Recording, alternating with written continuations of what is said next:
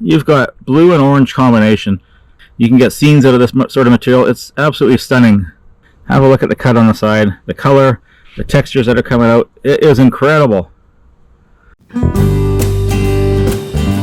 I'm so happy to be back at the Baby Blue Thunderegg site. So I was hoping to get a few more pieces out, and as you can see, there's still some in here.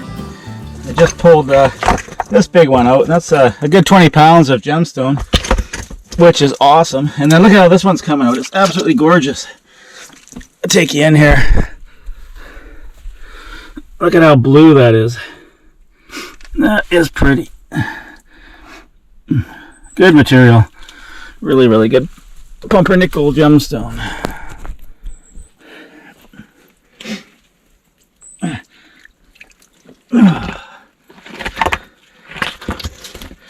So that's two. Here's a look at that blue thunderegg I just pulled out, and you can see it cleaned up. You see the blue agate chalcedony in the middle there. Quite beautiful. So there should be a lot of good material in here. And just to compare it to a piece that I have polished, you saw this in the other video, this is what it can look like when it's polished up. So quite gorgeous, really. I think I might be able to get one more piece out if I'm lucky. Yeah, it moved. Oh man, this thing is big. There we go. Another 20-pound chunk of gemstone. Awesome. So just by coming back and having a little look, I got probably 40 pounds out of these three pieces alone. Look at the bubbles up under there and the color. Here's a piece that I collected that I didn't show you. I chiseled this off the back wall where I said it's all colors and that sort of thing. And have a look at this. I sliced it parallel to the bedding on this one. And look at the color in there. That's incredible. I've also got some great potential for really cool cabs. If this wasn't fractured, that would make a really nice cab piece. What a great place. I ended up with probably 2 buckets full. So this is amazing. You can see some of a lot of nice blue, really rich blue colors in these. This one even has what appears to be some agate, blue agate in there. That piece looks really interesting, but the blue is just gorgeous. So probably 150 pounds. I'm trying to get the best blue Spherulitic rhyolite out now.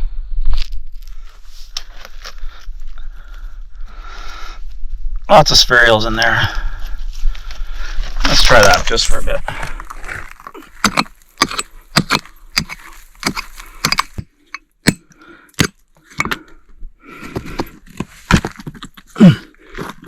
There we go. I think that's just going to be a beautiful piece on its own. I'll show you that one after. I think having the spherules on there on top is going to be absolutely gorgeous.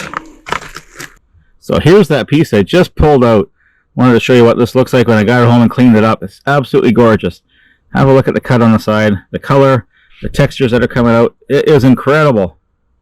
I'm going to leave this as a specimen. I think it's nicer that way. But there's great lapidary material in here for making jewelry. And now we should be able to pull up this piece. Oh yeah. So you can see all the different spherules in there. So I think if they're in the matrix, that is beautiful. That's the layer I'm really after for the rhyolite.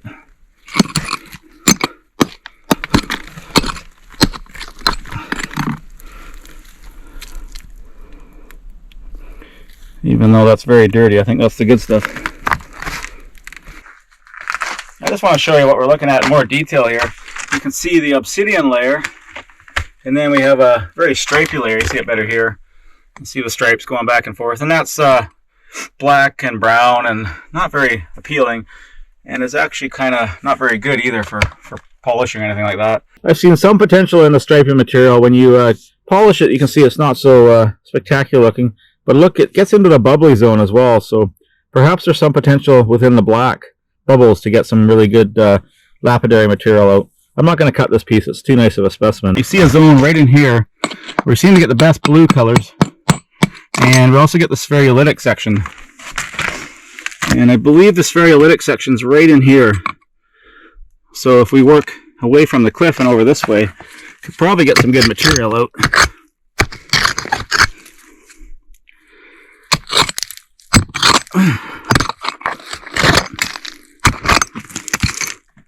Not ready to go yet. There we go. I'm hoping that's a nice piece. I can't really show you anything on camera right now. It's too dirty. But I believe that's the Spherulitic layer. Might be able to see a few bubbles in there. That stuff is a beautiful, gorgeous rhyolite.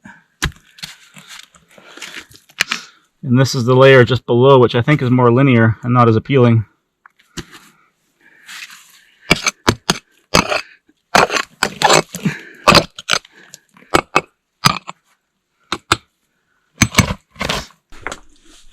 And here's one final comparison for you. Here's quite dirty, not very appealing.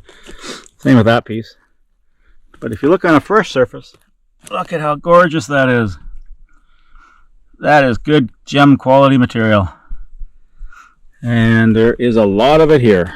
Here's the piece I just showed you that I was comparing to. And have a look when I put a cut face on it. Look at that. Isn't that gorgeous? You've got blue and orange combination.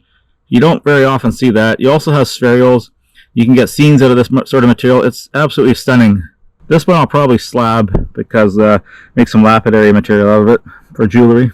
On some of the larger pieces, I'm actually going to start cutting them this way and to see if I can intercept some of the bubble patterns on there to maybe capture this a bit more at depth.